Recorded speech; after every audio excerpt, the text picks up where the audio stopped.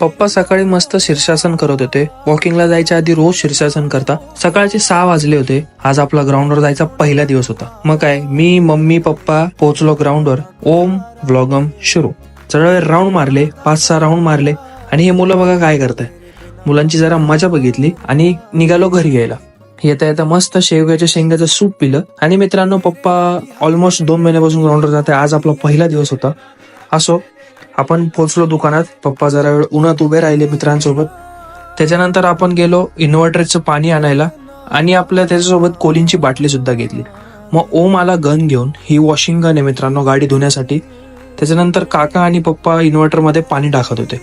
पाणी टाकून झालं. आपण घरी जाऊन मम्मीला जरा वेळ मदत केली. पाव कापले, भाजी बनायला मदत केली.